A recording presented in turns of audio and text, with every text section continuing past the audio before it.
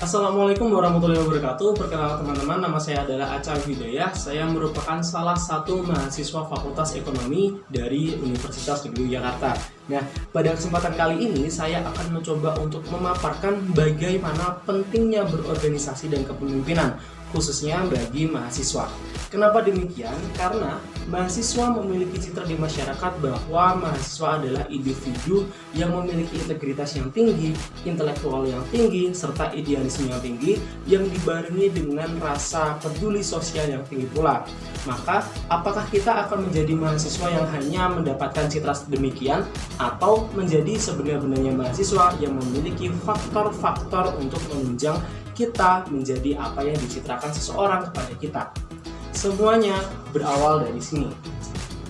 Apa sih tujuan berkuliah? Apakah hanya untuk mengisi waktu luang? Nah, dari beberapa faktor yang melatar belakangi seseorang memutuskan untuk berkuliah, saya mencoba untuk melihat fenomena-fenomena tersebut. Yang pertama, seseorang memutuskan untuk terjun dalam perkuliahan yakni adalah gelar.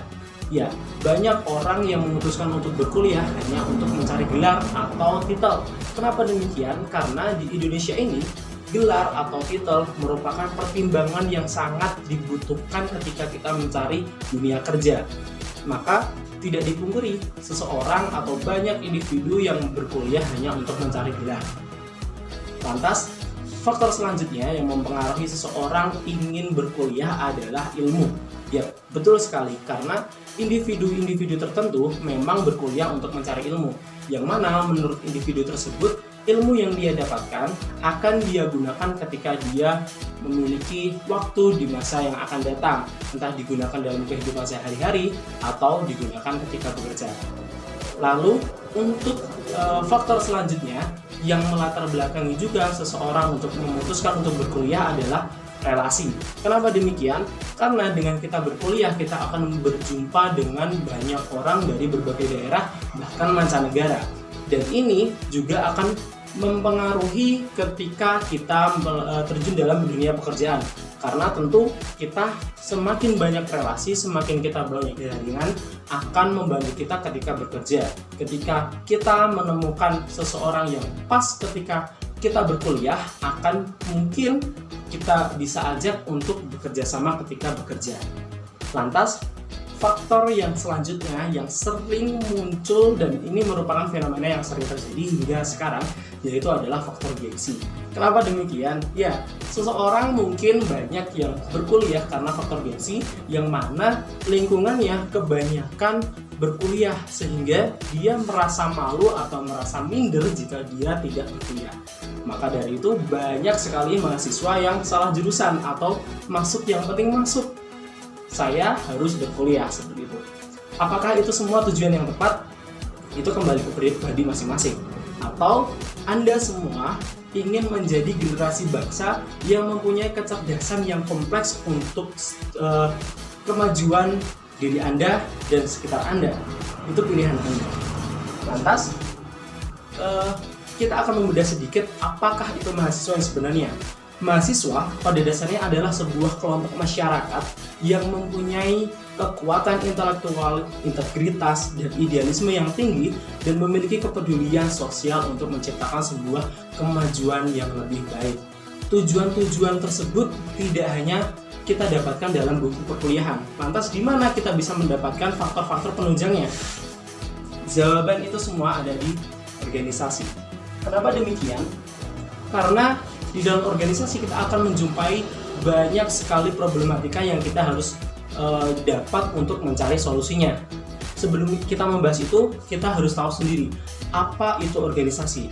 Organisasi adalah berkumpulnya dua orang atau lebih yang mana mereka bersama-sama memiliki tujuan untuk dicapai bersama melalui pembagian tugas atau job desk dan mengisi serta melalui serangkaian wewenang dan pelimpahan tanggung jawab.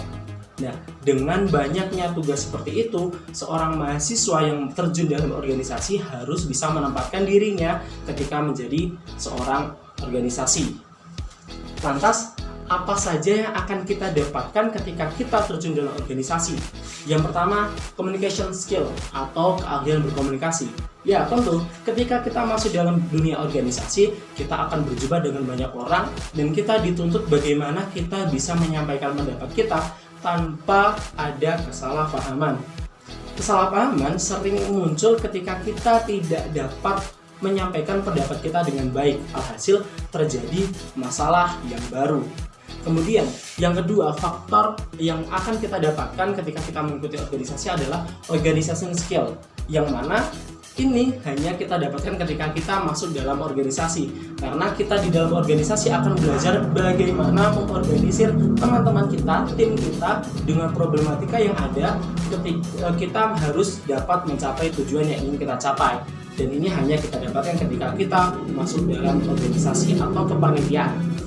Kemudian yang akan kita dapatkan ketika kita masuk dalam organisasi adalah leadership atau kepemimpinan. Ketika kita masuk ke dalam dunia organisasi, kita akan dijumpai atau akan memberi sebuah dampak dari diri kita untuk orang lain ketika kita menjadi seorang pemimpin.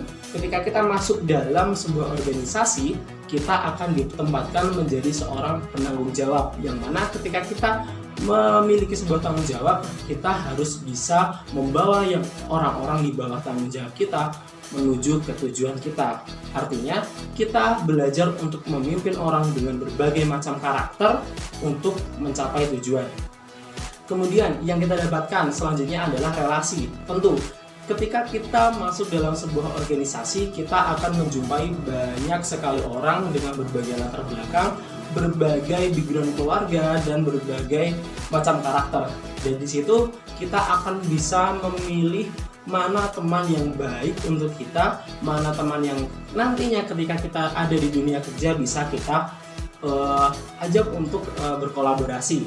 Dan ketika kita masuk organisasi, orang-orang yang kita kenal tidak hanya orang-orang yang duduk di bangku perkuliahan saja, namun memiliki intelektual yang beda dari yang lain, daripada orang-orang yang tidak memutuskan untuk berorganisasi.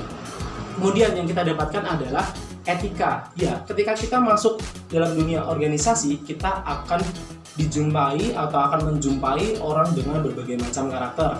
Dan mungkin saja kita bisa menjumpai orang yang lebih dari kita, memiliki jabatan, memiliki posisi yang lebih dari kita, sehingga kita menempatkan diri kita bagaimana diri kita tidak membuat orang lain tidak nyaman. Artinya kita akan belajar untuk memiliki etika yang baik kepada teman-teman kita satu tim maupun kepada orang-orang lain yang kita jumpai. Selanjutnya kita akan mendapatkan ilmu tentang kreativitas, karena ketika berorganisasi kita akan menjumpai banyak problematika yang kita dituntut untuk bisa mencari solusinya dengan segala kondisi yang ada. Tentunya ini akan membuat kita semakin kreatif mencari ide-ide, mencari gagasan, mencari solusi untuk masalah yang kita hadapi. Lantas, kesimpulannya adalah intinya berorganisasi bukan hanya melatih diri untuk menjadi orang yang profesional dan mempunyai kepentingan yang baik, melainkan juga untuk menjalankan tugas sosial yang diemban kita sebagai mahasiswa. Dan ketika kita mengemban tugas itu, kita tidak hanya mendapatkan di dalam bangku perkuliahan, melainkan kita akan mendapatkannya ketika kita terjun dalam berorganisasi, kemudian mendapatkan ilmu-ilmu yang kita dapatkan di dalam organisasi. Sekian dari saya, banyak kurang lebihnya saya mohon maaf yang sebesar-besarnya. Wassalamualaikum warahmatullahi wabarakatuh. See you.